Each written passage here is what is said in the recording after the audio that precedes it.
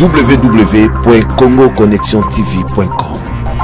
Un site nouveau dans un nouveau monde. Contactez-nous au 438 877 4064. Facebook Congo Connexion TV. Vous avez droit de savoir. Joseph Kabila et John Kerry ont eu une entrevue d'1 heure sur la coopération bilatérale République démocratique du Congo et États-Unis. Pas de déclaration au sortir de son audience. Le secrétaire d'État américain John Kerry a juste après tenu un point de presse. Toutes les questions ont été évoquées.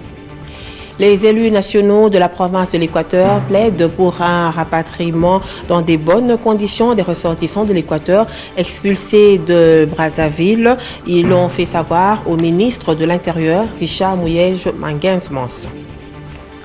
Voilà, c'était une rencontre au sommet ce dimanche matin entre le chef de l'État Joseph Kabila Kabange et le secrétaire d'État américain John Kerry en visite de travail à Kinshasa depuis hier après-midi. Une entrevue qui ouvre une entrevue d'à peu près d'1 heure et qui s'est déroulée en présence du ministre des Affaires étrangères Raymond Tshibanda. Aucune déclaration n'a été faite à la presse au sortir de l'audience. C'est un reportage de la presse présidentielle.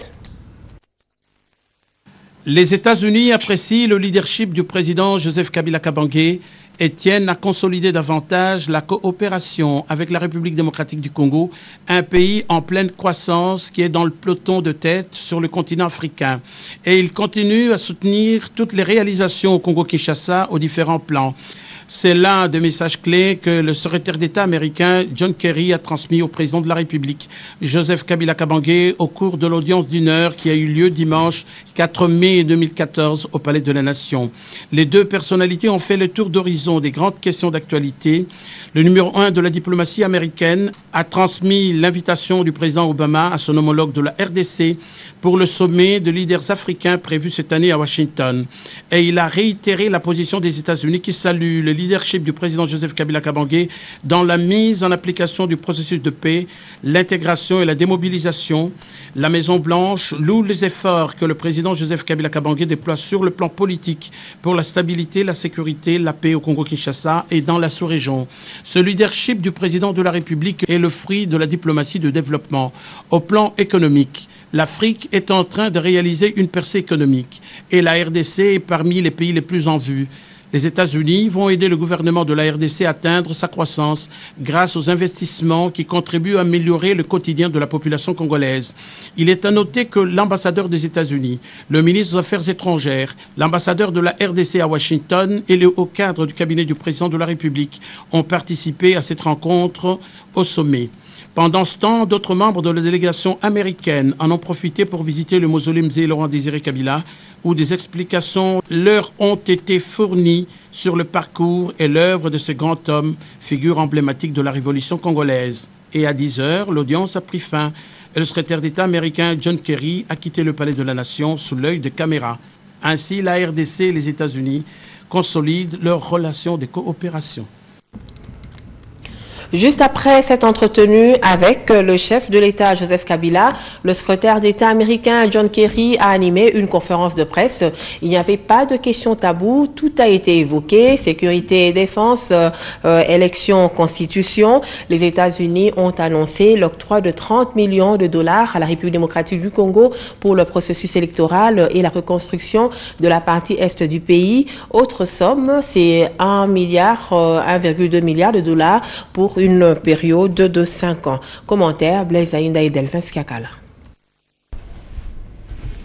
On peut dire qu'elles sont parfaites les relations entre la République démocratique du Congo et les États-Unis d'Amérique. Le secrétaire d'État américain le signifie clairement devant les chevaliers de la plume et du micro. John Kerry pense qu'il y a beaucoup de réalisations faites et il reste des efforts à fournir pour d'autres. J'ai félicité le président pour les réalisations accomplies par lui-même et son gouvernement de concert avec la MINUSCO, mais nous avons aussi parlé des étapes qui doivent être suivies maintenant pour assurer plus de stabilité, améliorer la démocratie, renforcer la justice et apporter plus de développement économique pour le peuple du Congo. L'Est de la République démocratique du Congo, avec ses problèmes, trouble le président Obama et lui-même John Kerry. Il faut restaurer la paix et une paix durable en neutralisant les forces négatives, d'où la nomination de Feingold, son collaborateur de toujours, comme envoyé spécial des États-Unis d'Amérique pour la région des Grands Lacs et la République démocratique du Congo. La force militaire à elle-même ne suffit pas, il faut une attaque concomitante sur les côtés militaires, politiques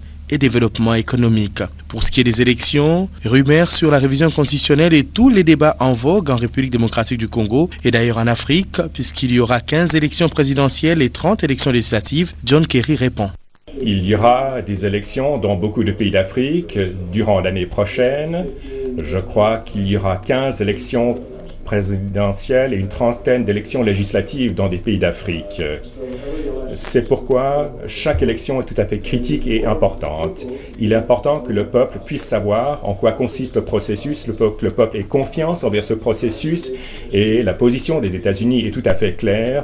Nous pensons que les élections doivent être libres, équitables, ouvertes, transparentes, comptables et plus tôt le processus sera annoncé, eh bien plus tôt la date sera-t-elle fixée, plus tôt les gens auront les possibilités de participer et nous pensons que cela doit être fait en conformité avec le processus constitutionnel de la nation. 30 millions de dollars américains pour appuyer les processus électoraux en RDC et aide au développement dans l'Est de la République démocratique du Congo. 1,2 milliard remis à l'USAID pour les 5 ans à venir pour la gouvernance politique, économique et des projets sociaux pour lutter contre la pauvreté. Beau cadeau. Mais les États-Unis veulent aussi que la République démocratique du Congo gèle l'interdiction sur l'adoption des enfants par les étrangers.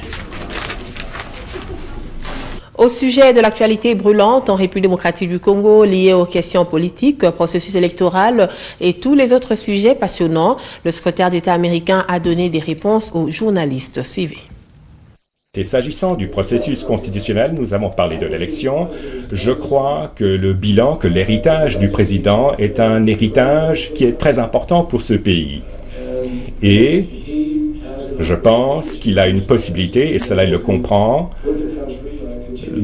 de placer le pays sur la voie pérenne de la démocratie et je pense qu'il lui apparaît clairement que les États-Unis d'Amérique ont des sentiments très forts ainsi que d'autres que le processus constitutionnel doit être respecté et c'est comme cela que l'on renforce son pays. Je n'ai aucun doute que le bilan du président Kabila sera défini par les progrès réalisés par lui-même, surtout au cours de l'année écoulée, pour gérer les problématiques de sécurité dans l'Est, pour attaquer les problèmes économiques du pays.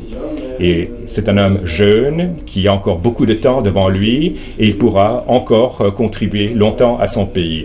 Et j'ai tout à fait confiance qu'il va poser toutes ces questions dans le cadre de sa décision pour son avenir. Mais sans aucun doute, les États-Unis croient qu'un pays est renforcé. Le peuple a du respect pour son pays et pour son gouvernement lorsque le processus constitutionnel est mis en œuvre correctement et maintenu par le gouvernement. Bien sûr, nous croyons que on n'impose pas des limitations. Nous avons des limitations de mandat dans notre pays. Nous avons vécu ce processus pendant des siècles et nous encourageons d'autres pays de respecter leur constitution. J'encourage le président Kabila à travailler avec le gouvernement et avec le Parlement pour compléter le calendrier électoral et le budget. Cela doit être fait en conformité avec la Constitution. Les États-Unis s'engagent à soutenir le peuple congolais, le gouvernement congolais et d'autres bailleurs de fonds à mesure que l'on prendra des décisions crédibles en temps opportun et en conformité avec la Constitution actuelle. Et bien sûr, il est tout à fait clair que les dates et le processus doivent être fixés et totalement définis et bien sûr, le plus tôt sera le meilleur. Vous avez droit de savoir.